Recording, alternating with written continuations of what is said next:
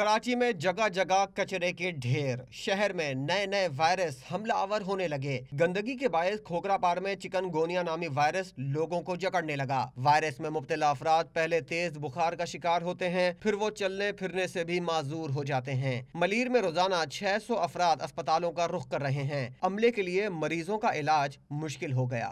بخار ہے، جسم بہت درد ہے، الٹی ہے، کچھ کھایا نہیں جا رہا، منہ کا ذائقہ چینج ہوا ہے بالکل۔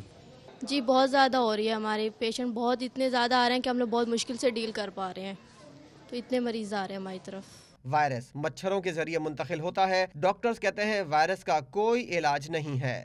کوئی دوا نہیں دی جاتی کیونکہ اس میں WBC وائٹ بلڈ سیل کو گرنے سے روکا جاتا ہے، تو سوائے پیراسٹامول اور جو گولی ہے بخار توڑنے کی، بس اس کے علاوہ اور کوئی اور جوسز زیادہ دی جاتے ہیں، لیکوڈ زیادہ پلایا جاتا ہے اور ریسٹ کے لیے بھیجا جاتا ہے مریض۔ ڈاکٹرز کے مطابق کراچی کو گندگی سے پاک کر کے ہی وائرس سے بچا جا سکتا ہے۔ اگر فوری طور پر کچرے کے ڈھیر صاف نہ کیے گئے تو وائرس پورے شہر کو لپیٹ میں لے سکتا ہے۔